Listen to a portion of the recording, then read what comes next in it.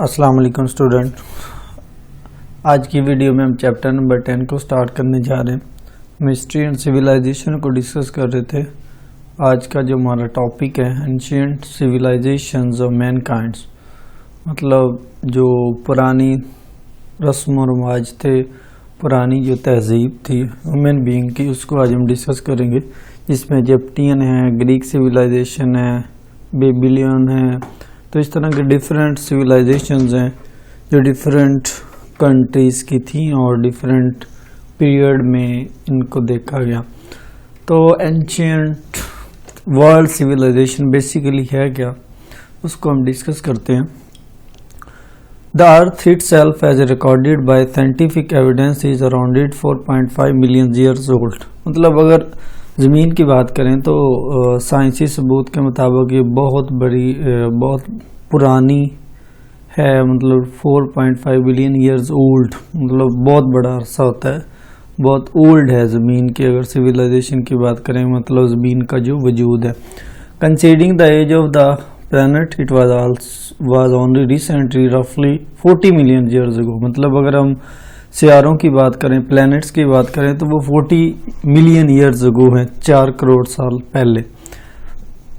That the first monkey like animal appeared in the tropical region of the world। मतलब एक monkey like animals जो सबसे पहले इस दुनिया में अपीयर हुआ था, मतलब बहुत पुरानी बात है। This monkey like species would remain the dominant mammal until about 4 to 5 million ago when the ancestors human species emerged। मतलब अगर इसकी बात करें तो जो दुनिया का आगाज़ हुआ एक बंदर की शेप में, मतलब एक बंदर नुमा शक्ल अपीयर हुई, मतलब तब उससे पहले कि इंसानियत का कोई वजूद नहीं था। मतलब इस तरह के जानवर थे और इस तरह की तहजीब थी, मतलब ह्यूमन काइंड्स नहीं थे। तो इस किस्म के पिक्चर में भी देख सकते हैं कि इस किस्म के लोग थे, इस तरह का जो आइडिया था अकॉर्डिंग टू सिविलाइजेशन था।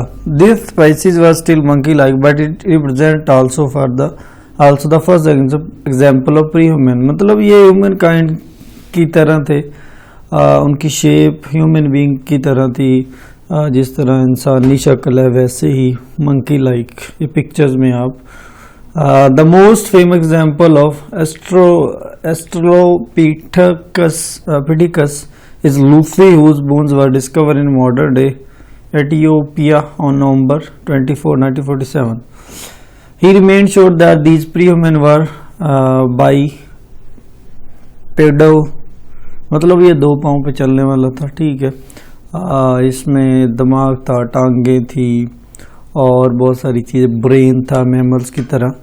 तो एक्चुअली इस पैराग्राफ में बताना ये चाहता है कि ये ओल्ड सिविलाइजेशन है और ह्यूमन का वजूद कैसे हुआ, कैसे ह्यूमन बीइंग इस दुनिया में सरवाइव हुई और कैसे उन्होंने अपना जो अमल दखल, अपना जो रोल अदा किया इस दुनिया में। मतलब अगर बात करें तो पहले मैमल लाइक स्पीशीज थे, तो इससे पहले इंसान नहीं थे। ऐसा ऐसा इंसान का वजूद अमल में आया और इंसानी ज़िंदगी कैरी फॉरवर्ड हुई, इंसानी ज़िंदगी चलने लगी। तो इस तरह से इंसान की तहजीब स्टार्ट हुई। मतलब ज़मीन की बात करें तो इसका जो पॉइंट ऑफ व्यू है या इसके जो हिस्ट्री है बहुत पुरानी है। इसी तरह ह्यूमन बीइंग की हिस्ट्री की बात करें तो जब स्टार्ट हुई तो तब ये ह्यूमन बीइंग नहीं थे, इंसान नहीं थे, मंकी लाइक स्पीशीज थे जिनका गलबा था इस दुनिया में और बहुत अरसा इनका गलबा रहा इस दुनिया में। उसके बाद आहिस्ता आहिस्ता इंसानियत ने जन्म लिया, इंसान अपीयर हुए इस दुनिया में और इस तरह ज़िंदगी बढ़ने लगी। सबसे पहले जो अर्ली मेसोपोटामिया है, मतलब ये क्या है, मेसोपोटामिया कौन सा वर्ड है, उसके मीनिंग क्या है, उसको डिस्कस करते हैं। Mesopotamia is the land of 2 reverse, मतलब ये 2 दरियाओं की ज़मीन है। अगर इसके वर्ड्स को देखा जाए तो ये ग्रीक का वर्ड है। Meso means between and the potamia means rivers, मतलब दोनों का डिफरेंट मीनिंग है, मतलब 2 दरियाओं की ज़मीन, you can say that. میسوپوٹامیا is located between two major reverse, مطلب دو میجر ریورس کے درمیان، یوفریٹس ہیں اینڈ ٹائگرس ہیں، مطلب یہ دو جو دریا تھے ان کے درمیان یہ لوکیٹڈ تھی، واقع تھی. Located mostly modern day Iraq, these two river provided fresh water the people of the region needed. مطلب یہ جو دریا تھے اس دور میں لوگوں کو پانی مہیا کرتے تھے، صاف پانی انہی دریاؤں کی وجہ سے لوگ پیتے تھے اور اپنی زندگی کا گزر بسر کر رہے تھے. As early as 6000 BCE, people in the region began to irrigate land on small scale and gradually move to the irrigate more field. مطلب اس کے بعد کی بات کریں تو لوگوں نے آہستہ آہستہ زمینوں کو سراب کرنا شروع کر دیا اور زمین پہ تھوڑی سی فرٹیلائزیشن ہوئی، تھوڑی سی ایریگیشن ہوئی، لوگوں کو اویئرنیس ہونی شروع ہو گئی. The use of artificial irrigation increased the food supply which result in an increased population within Mesopotamia. مطلب اسی طرح لوگوں کو اویئرنیس ہونے لگ گئی، لوگوں کو فوڈ ملنے لگ گیا، واٹر ملنے لگ گیا اور لوگوں نے اپنا وے آف لیونگ اڈاپٹ کرنا شروع کر دیا. مطلب جیسے جیسے لوگوں کو آئیڈیا ہوتا گیا، لوگ سمجھتے گئے اور تہذیب بڑھتی گئی. تو مینس اس پورے پیراگراف میں یہ بتانا چاہتا ہے کہ پہلے جو سرزمین تھی، جو دریا تھے یا لوگ تھے، وہ اتنے زیادہ کثرت میں نہیں تھے، بہت ریئر میں تھے اور لوگوں کے پاس نہ کھانے کے لیے کچھ ہوتا تھا، نہ پینے کے لیے کچھ ہوتا تھا اور نہ ہی ان کے پاس پہننے کے لیے کچھ ہوتا تھا.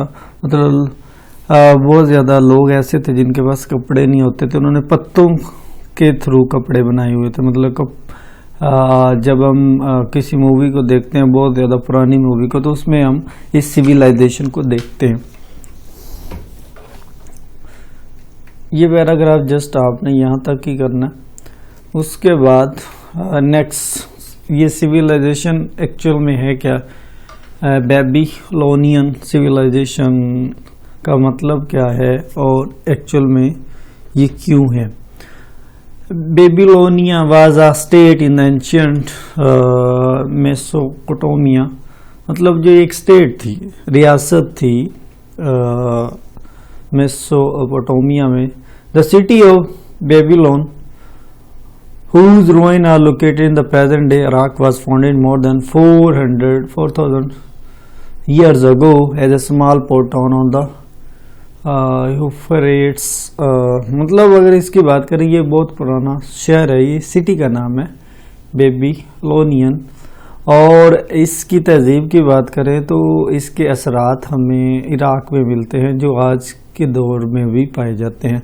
اور یہ دریائے فرات ہے، مطلب اس ایریا کے قریب ایک ٹاؤن تھا جس میں یہ سویلائزیشن پائی جاتی. It grows into one of the largest cities of ancient world under the rule of Hammurabi.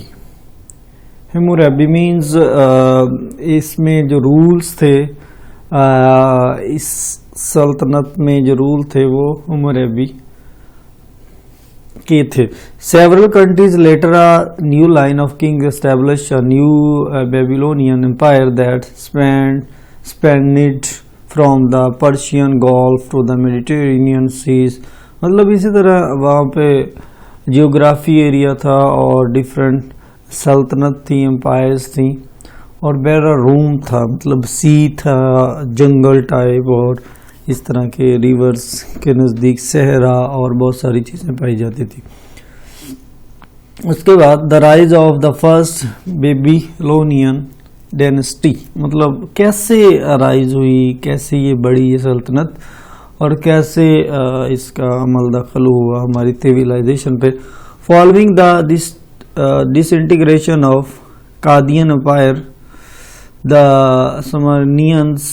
سمیری rose up with the third dynasty in the late 22nd century BCE and rejected the barbarian Gutians from southern Mesopotamia. مطلب اس کا جو rise ہوا، یہ بڑی یہ اکادین umpire کی وجہ سے بڑی ہے. وہاں مطلب عراقہ ایک خاندان تھا 22 سینچری میں، تو ان کا یہ ڈیفرنٹ عہدے پہ فائز تھے، اور ڈیفرنٹ جس طرح سلطنتیں ہوتی تھی تو وہاں ڈیفرنٹ کنگز ہوتے تھے، اور کنگز ہی جو پوری سلطنت کے مالک ہوتے تھے. پہلے یہ نہیں تھا ہر کنٹری میں بہت سارے بادشاہ ہوتے تھے. پہلے یہ تھا کہ مطلب جس طرح انگلینڈ ہے تو انگلینڈ نے اپنا کافی جال بچھایا ہوا تھا ایشین کنٹریز پہ بھی، یورپین کنٹریز میں بھی، اور اسی طرح ان کا ہی دورہ تھا.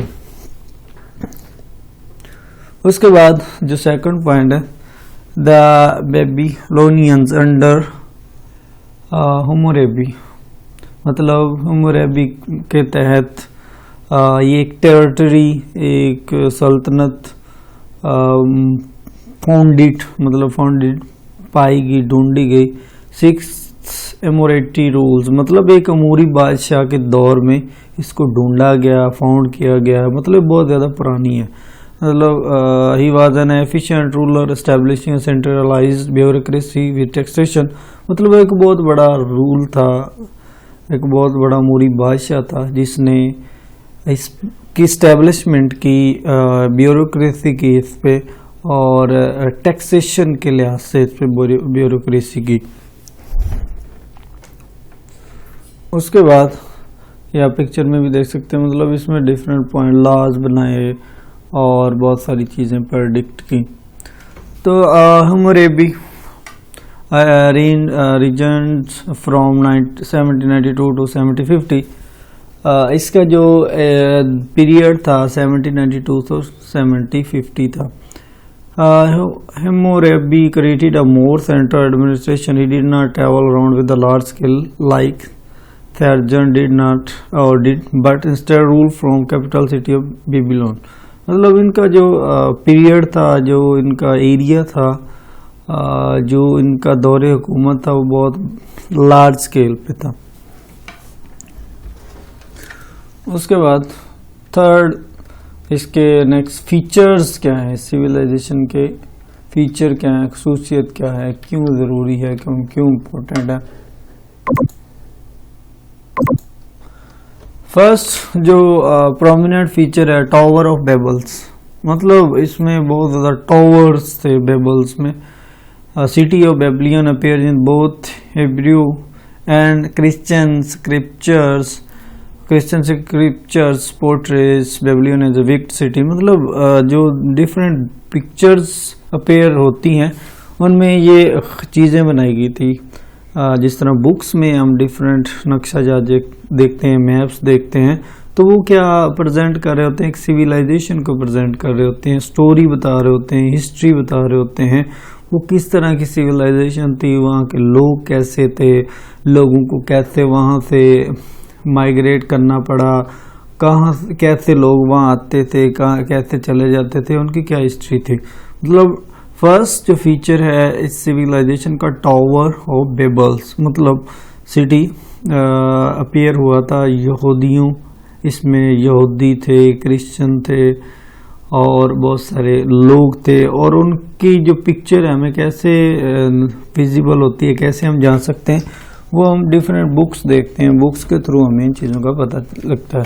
والز آف بیبلین، مطلب ان کی دیواریں کیسی تھی، آرٹ اینڈ آرکیٹیکچرز کیا تھا، مطلب دیواروں پہ وہ نقشے بنے ہوئے تھے، اور ان دیواروں کی وجہ سے پتہ چلتا تھا کہ اس میں کیا چیز ہے، کون سے لوگ ہیں، کون سے لوگوں کا دور حکومت ہے، کون سے لوگ سروائیو کر رہے ہیں، کون سے لوگ سروائیو کریں گے. مطلب والز اس کی سویلائزیشن کو پریزنٹ کر رہی تھی. دیواریں مطلب وہاں کے جو مکان تھے، وہاں کی دیواریں تھی، وہاں کا جو ایریا تھا، وہ اس کی سویلائزیشن کو پریزنٹ کر رہے تھے. اس کے بعد جو تھرڈ ون پہ جو فیچر ہے، ہینگنگ گارڈنز آف بیبلین، مطلب جو گارڈنز تھے، جو باغات تھے، وہ بہت زیادہ وسیع تعداد میں تھے. وہاں درخت تھے، شربز تھے، جھاڑیاں تھی، فلاورز، پھول تھے، واٹر فالز تھا. اس کے بعد مطلب بہت ساری ایسی چیزیں تھیں جس کی وجہ سے اس کی سویلائزیشن کو پرکھا جاتا ہے، مانا جاتا ہے. مینز وہاں گارڈن کے ساتھ ساتھ وہاں بہت اعلیٰ قسم کے درخت بھی تھے. تو اس تہذیب کی یہ بھی خصوصیت ہے. It is unclear where they were located or whether they were existed at all.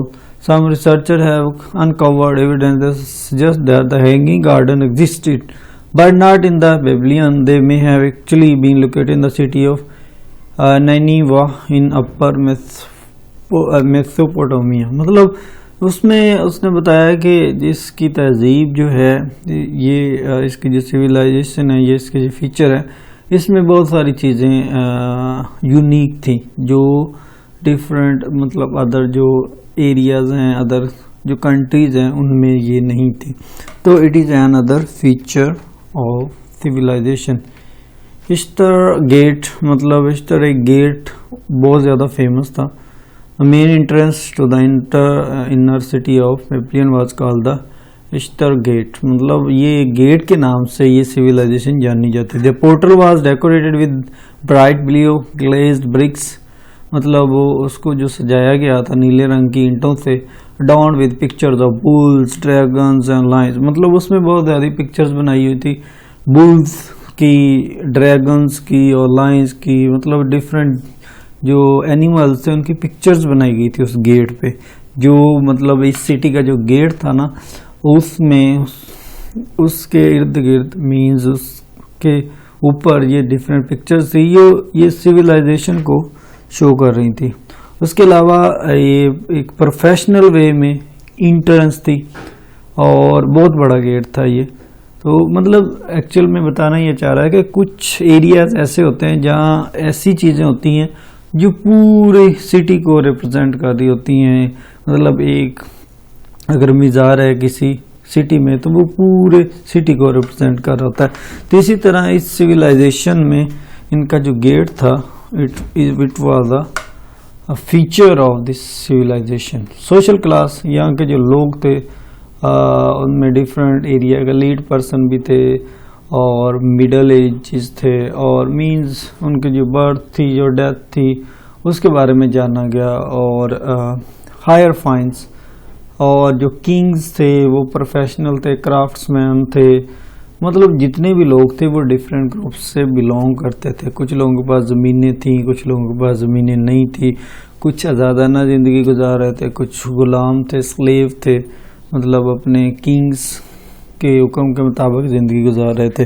تو it is an other feature of civilisation بیبلین. اس کے بعد نیکسٹ ون ہے وومن رائٹس.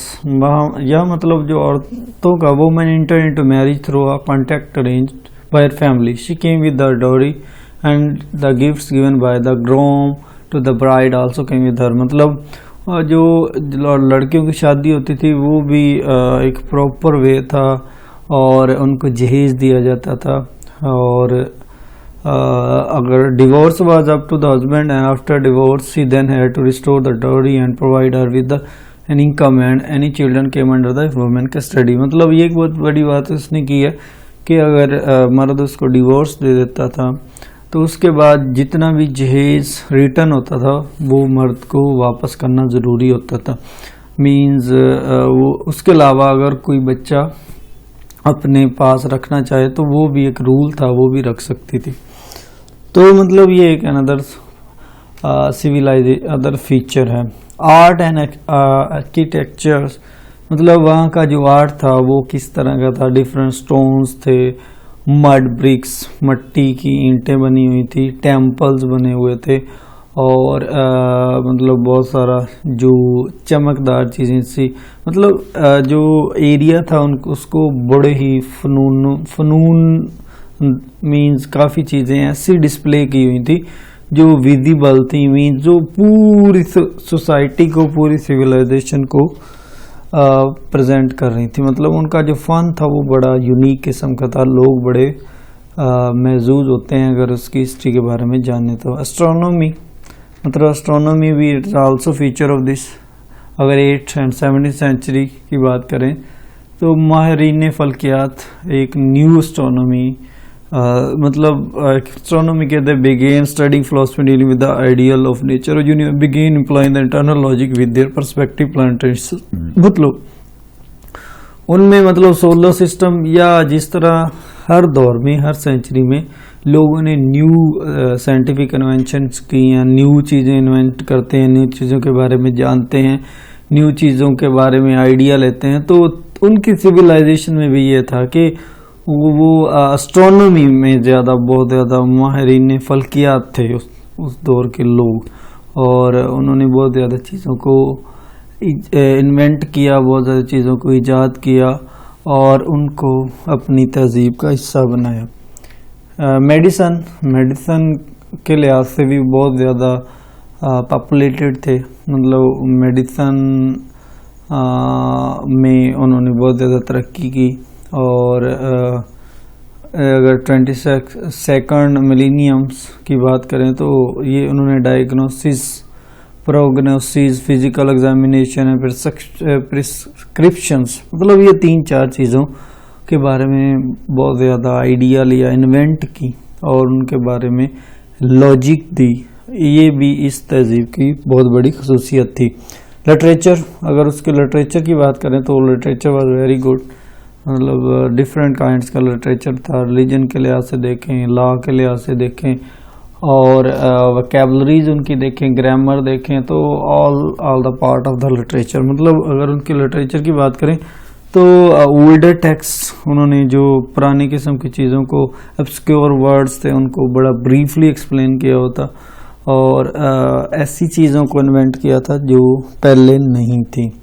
فلسفی، اگر ان کی فلسفی کی بات کریں تو انہوں نے بہت ساری چیزوں کو ایجاد کیا، ویزڈم ملی ان کو لٹریچر میں، اور ان کو ایتھکس کے بارے میں آئیڈیا ہوا. Epic poetry, folklore, ہیمز، lyric, pros and پرووربس، ان کے بارے میں انہوں نے کافی چیزوں کو انوینٹ کیا. مطلب فلاسفر بنے امپیریکل آبزرویشن سے، مطلب انہوں نے بہت زیادہ تجزیے کیے، اس پہ ایکسپیریمنٹ کیے، چیزوں کو جانا، اس کے بعد ان کو تمام چیزوں کے بارے میں آئیڈیا ہوا. مطلب ان کی فلسفی ڈیفرنٹ پوائنٹ آف ویو سے تھی، ایتھکس میں تھی، پروز میں تھی، ایپک تھا، پوئٹری تھی، کہانیاں تھی، تو ان کی فلسفی ان تمام چیزوں کے بارے میں تھی. اس کے بعد نیو بیبیلونین کلچر کیا ہے، مطلب یہ اگر بات کریں تو جیسے چیزیں چینج ہوئی، ایجپٹین میں سویلائزیشن چینج ہوئی، تو ایجپٹین لوگوں نے جو قدیم مصری تہذیب ہے، انہوں نے اپنا پوائنٹ آف ویو دیا، اپنی چیزوں کو انوینٹ کیا، اپنی چیزوں کے بارے میں آئیڈیا دیا اور اپنا ہی مطلب ڈیفرنٹ پوائنٹ آف ویو دیا، لاجک دی، انٹرنل لاجک دی دنیا کے بارے میں. جو ہمارا جو نظام شمسی ہے اس کے بارے میں، تمام چیزوں کے بارے میں اپنے پوائنٹ آف ویو دیے. اسی طرح ڈیفرنٹ جو سویلائزیشن ہے، ڈیفرنٹ پیریڈ میں ڈیفرنٹ کنٹریز تھے، ایجپٹین تھے، اسی طرح اور بھی اگر پاکستان کی سویلائزیشن کی بات کریں تو ٹوٹلی ڈیفرنٹ ہے. تو یہ تمام چیزیں it will be the part of civilisation.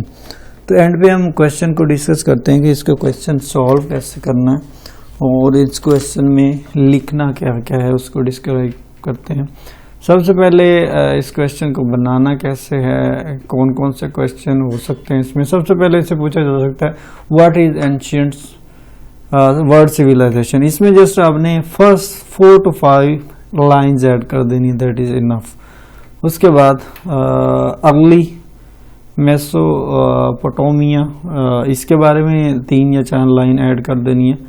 It will become introduction. اگر آپ سے پوچھا جائے کہ بیبی لونین سویلائزیشن کیا ہے، اس کے بارے میں ڈسکرائب کریں یا بریفلی ڈسکرائب کریں، تو فرسٹ 3 لائن از انف. اس کے بعد rise of the first بیبلین density, یہ 2 یا 3 پوائنٹس، ان کی فرسٹ 2 یا 3 لائنز لینی ہے اور your question will be completed. اگر آپ سے پوچھا جائے کہ features of baby loan civilisation کے فیچرز کیا ہیں، تو آپ نے ان 8 سے 9 فیچرز کو شارٹلی ڈیفائن کرنا ہے. جس میں ٹاور آف بیبل ہے وہ کیا ہے، 2 یا 3 لائنز میں ڈسکرائب کرنا ہے. والز آف بیبیلون کیا ہے, دیواریں کیا تھی اس سویلائزیشن کی, ہینگنگ گارڈنز آف جو وہاں باغات تھے وہ کیسے تھے, اشتر گیٹ کیا تھا, دا سوشل کلاس کیسی تھی اس لوگ ان کے ایریا کی, وومنس کو کیا رائٹس تھے,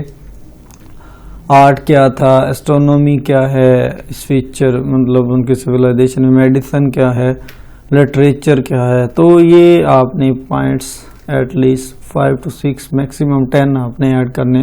اسی طرح آپ کا فرسٹ کوشچن کمپلیٹ ہو جائے گا. مطلب آپ نے جسٹ آئیڈیا لینا ہے ان کے بارے میں. فلاسفی کیا ہے, تو فلاسفی کے بارے میں آئیڈیا لینا ہے کہ what is philosophy according to بیبیلین civilisation, تو اس میں آپ نے اس کو ایڈ کر دینا ہے. اسی طرح ہمارا فرسٹ کوشچن کمپلیٹ ہو جائے گا. نیکسٹ لیکچر میں ہم اینشینٹ ایجپٹین سویلائزیشن کو ڈسکس کریں کہ یہ کیا ہے.